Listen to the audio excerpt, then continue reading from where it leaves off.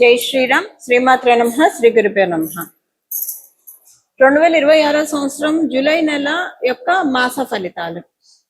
ఈ జూలై నెలలో గోచారంలో ఉన్న గ్రహ గమనాలు ఏ విధంగా ఉన్నాయి? వృషభ రాశిలో మంగళ సంచారం ఈ మాసం మొత్తం కూడా మంగళ సంచారం వృషభ రాశిలో ఉంటుంది. రవి సంచారం మిథున రాశిలో 16వ తారీఖు వరకు కూడా మిథున రాశిలో రవి సంచారం ఉంటుంది. 17వ తారీఖు నుంచి ఆయన కర్కాటక రాశిలోకి ఆయన సంచారం సాధిస్తారు. అప్పుడే మనకి ఇంకా దక్షిణాయన పుణ్యకాలం కూడా ప్రారంభం అవుతుంది. అప్పటి నుంచి బుధుడు వక్రగతిలో ఉన్నాడు కాబట్టి ఈ నెలలో ఆయన సంచారము కర్కాటక రాశి మిథున రాశిలో ఆయన సంచారం ఉంటుంది. శుక్రుడు ఈ వారం మొదట్లో 5వ తారీఖు వరకు 4వ తారీఖు వరకు కర్కాటక రాశిలో సంచారం చేస్తూ 5వ తారీఖు నుంచి ఆయన సంచారాన్ని సింహరాశిలో ఉంటుంది. ఆయన సంచారం సింహరాశి, శుక్రాచార్యుల వారి సంచారం సింహరాశిలో ఉంటుంది. గురు భగవానుడు సంచారము కర్కాటక రాశిలో ఉంది. సింహరాశిలో కేతుదేవుని సంచారము, కుంభరాశిలో రాహుదేవుని సంచారము, ఆఖరిదైన మీనరాశిలో శనేశ్వరుని సంచారము. శనేశ్వరుడి సంచారము ఈ మాసం చివర్లో ఆయన వక్రగతిలోకి వెళ్తున్నారు. ఇదే ఈ వారం యొక్క గోచారంలో ఉన్న గ్రహస్థితులు. ఇది ఈ మాసము గోచారంలో ఉన్న గ్రహస్థితులు. ఈ మాసంలో ఉన్న ఈ గోచార గ్రహస్థితుల్ని అనుసరించి ఎలాంటి ఫలితాలు ద్వాదశ రాశుల వాళ్ళకి, ద్వాదశ లగ్నాల వాళ్ళకి ఉండబోతున్నాయి. అలాగే ఈ మాసము గోచారంలో గ్రహ గమనాలు ఎలాగున్నాయి అంటే మంచి స్థానాల్లో ఉన్నాయా, ఏదైనా జాగ్రత్తలను సూచిస్తున్నాయా, ఏదైనా శుభత్వాన్ని సూచిస్తున్నాయా? ప్రత్యేకాంశం ఏంటంటే గోచారంలో ఈ మాసం చివరిలో శనేశ్వరుడు మళ్ళీ మనం సపరేట్ గా ఒక వీడియోలో నేను చెప్తాను ఎలా ఉంటుంది అనేది. ఇది కొంతమందికి చాలా బాగా ఉంటుంది. ఏలినాడులో ఉన్న వాళ్ళకి బాగా ఉంటుంది ఇప్పుడు వక్రగతి. అష్టమ శ్రేణిలో ఉన్న వాళ్ళకి బాగా ఉంటుంది. అర్ధాష్టమ శ్రేణిలో ఉన్న వాళ్ళకి బాగా ఉంటుంది. ఒక రిలీవింగ్ ఫ్యాక్టర్ అనుకోండి ఈ ఏలినాడు శని, అష్టమ శని, అర్ధాష్టమ శనిలో ఉన్న వాళ్ళకి అది ఈ మాసం చివరి నుంచి స్టార్ట్ అవుతుంది. అలాగే కంటక శనిలో ఉన్న వాళ్ళకి కూడా ఈ పాయింట్ వర్తిస్తుంది. ఇది మోస్ట్ స్పెషల్ అంశము గోచారంలో. ఇంకొకటి ఏంటంటే మనందరికీ తెలిసిన దేవగురువు అయిన బృహస్పతి కర్కాటక రాశిలో ఆయన సంచారము, రవి కూడా ఈ మాసం మధ్యలో కర్కాటక రాశిలోకి రావడం అన్ని మాసాల్లోకెల్లా అన్ని రాశుల్లో ఆయన సంచారం కంటే కూడా దేవగురువు అయిన బృహస్పతి సంచారము కర్కాటక రాశిలో, ధనుసు రాశిలో మీన రాశిలో ఈయన సంచారం చాలా స్పెషల్ గా ఉంటుంది. ఇప్పుడు ఇది ఈయన సమక్షంలో సూర్యనారాయణ మూర్తి కర్కాటక రాశిలో ప్రవేశం అంటే దక్షిణాయన పుణ్యకాలం ప్రారంభం అవుతుంది. ఇది చాలా మంచిది. దీని గురించి కూడా మనం ఒక వీడియోలో నేను చెప్తాను. దక్షిణాయన పుణ్యకాలం ఈ సంవత్సరం ఎంత సిగ్నిఫికెంట్ గా ఉంది, దీన్ని మనందరం ఎలా చేసుకోవాలి, ఇవన్నీ కూడా మనం ఒక వీడియోలో మాట్లాడుతున్నాం. మొత్తానికి అయితే ఇవి ఈ మాసంలో ఉన్న గోచారంలో ఉన్న ప్రత్యేక అంశాలు. ఇప్పుడు నేను చెప్పినట్టు శుభత్వాన్ని సూచిస్తుంది కదా. శనేశ్వరుడు వక్రగతిలోకి వెళ్ళడం కొన్ని రాశుల వాళ్ళకి నేను చెప్పాను కదా.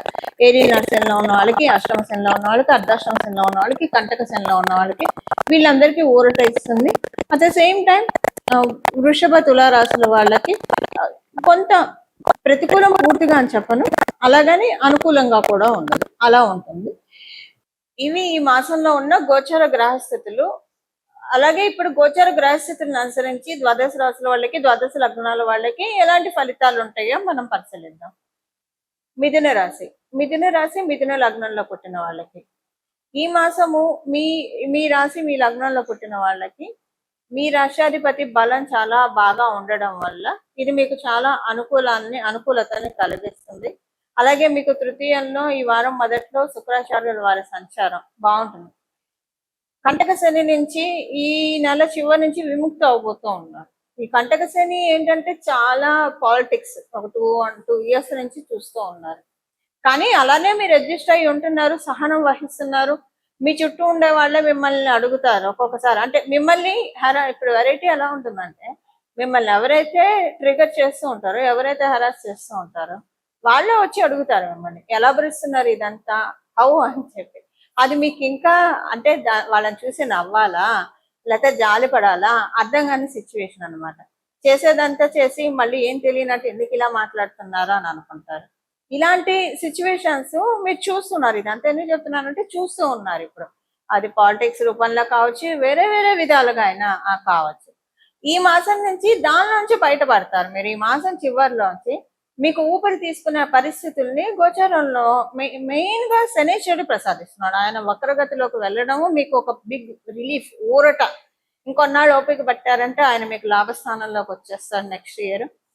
సో అప్పుడు ఇంకా చాలా బాగా ఉంటుంది. బట్ ఇప్పుడు ఏంటంటే ప్రస్తుతానికి ఒక ఊరట, ఒక సినిమా చూస్తున్నప్పుడు బాగా హీట్ ఆఫ్ ద మూమెంట్ ఉన్నప్పుడు ఒక కామెడీ సీన్ లేదంటే ఒక పాట పెట్టి డైరెక్టర్ ఆడియన్స్ ని రిలాక్స్ చేసినట్టు ఇప్పుడు భగవంతుడే కదా మనందరికి డైరెక్టర్, ఆయన మిమ్మల్ని రిలాక్స్ చేస్తూ ఉన్నారు. ఇలాగ మీకు అంటే ఇంక ఇది ఉద్యోగస్తులకి వ్యాపారస్తులకి అందరికీ వర్తిస్తుంది కదా. ఊరట లభిస్తుంది అంటే ఫైనాన్షియల్ గా కూడా బాగుంటేనే కదా ఊరట, మనశ్శాంతి, ఆరోగ్యపరంగా కూడా హాయిగా ఉంటుంది. మెయిన్ ఇప్పుడు ఆరోగ్యం ఎలా ఉన్నా కూడా మానసిక ప్రశాంతత, మానసిక ఆనందం వల్ల శరీర ఆరోగ్యం బాగా బలపడుతుంది. బాగా అంటే మీకు అసలు అది ఏదన్నా ఇబ్బందులు ఉన్నా, ఆరోగ్య ఇబ్బందులు అవి ఉన్నట్టు కూడా మీకు తెలియకుండా చక్కటి అవకాశము ఈ మాసంలో ఉన్న గోచర గ్రహ స్థితులు కలగజేస్తూ ఉన్నాయి. ఉద్యోగస్తులు ఉద్యోగం చేంజ్ కోసం ప్రయత్నిస్తూ ఉంటే ఆ చేంజ్ చక్కగా ఉంటుంది. వ్యాపారస్తులందరికీ కూడా చాలా మంచి చక్కటి శుభ సమయము. వ్యాపారంలో అభివృద్ధి చాలా బాగా ఉంటుంది. మంచి ఇది మీరేంటంటే ఈ మాసం నుంచి బాగా క్రేవింగ్స్ ఉంటాయి. స్వీట్స్ ఎన్ని తినాలనిపిస్తుందంటే మీ ఇంటికి ఎక్కువ మంది రావడం, వచ్చిన వాళ్ళు ప్రతి ఒక్కళ్ళు తల ఒక స్వీట్ బాక్స్ తీసుకురావడం, లేదా అనుకోకుండా మీరే తెచ్చుకోవడం, ఇలాగా అనుకోకుండా ప్లాన్డ్ అన్ప్లాన్డ్ స్వీట్స్ ఎక్కువ తింటారు.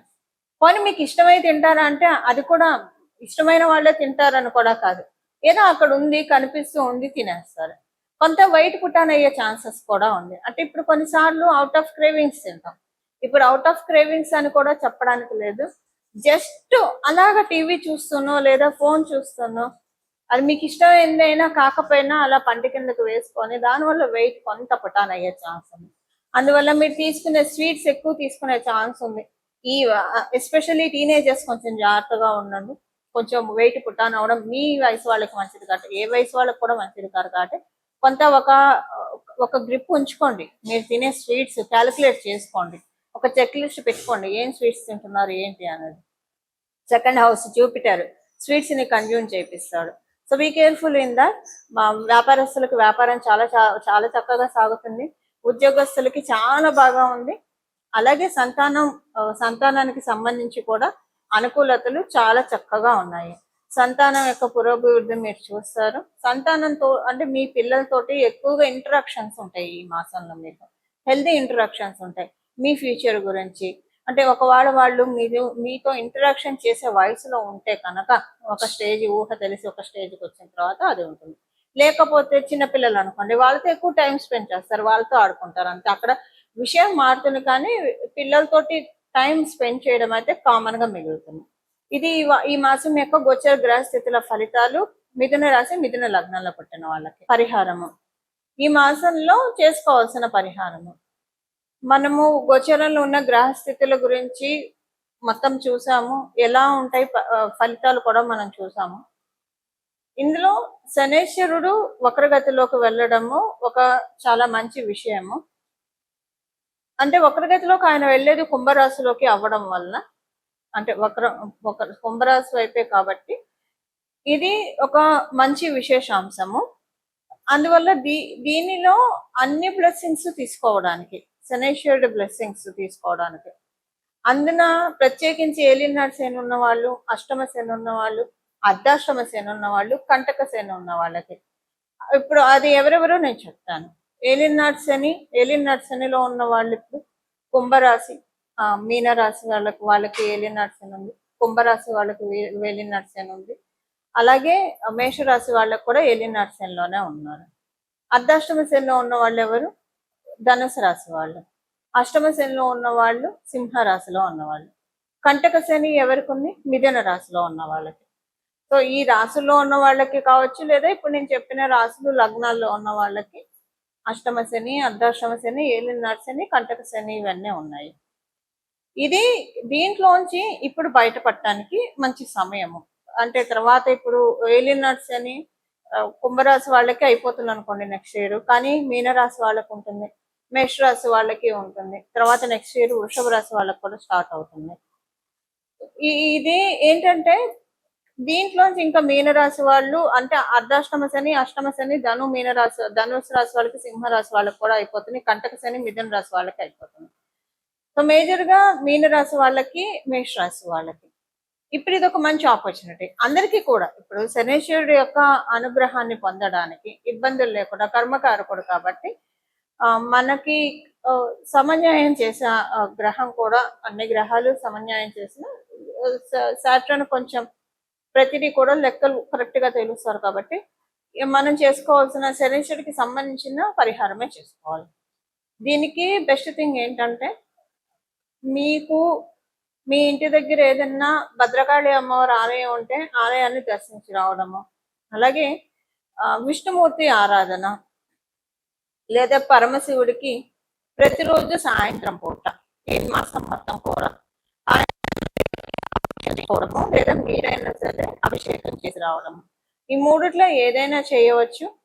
అసలు ఇవేం చేయలేమని అనుకున్న వాళ్ళు ప్రతిరోజు మీకు ఏ గుడి కుదిరితే ఆ గుడికి చెప్పులు లేకుండా కాళ్ళకి వీలుంటే, మీకు అవకాశం ఉంటే కనుక కాళ్ళకి చెప్పులు లేకుండా వెళ్ళి దర్శనం చేసుకున్నాను. అవకాశం లేని వాళ్ళు అంటే కొంతమందికి షుగర్ ఇలాంటి ప్రాబ్లం ఉన్న వాళ్ళు చెప్పులు లేకుండా నడవలేరు. సో అలా మీకు ఆరోగ్యరీత్యా ఇబ్బందులు ఉంటే చెప్పులు వేసుకొని వెళ్ళవచ్చు. బట్ వీలుంటే ఈ మాసం మొత్తం కూడా ఏదో ఒక దేవాలయానికి ప్రతిరోజు కుదిరితే ఒకటే టైంలో దర్శనం చేసుకోండి, చాలా మంచి ఫలితాలు వస్తాయి.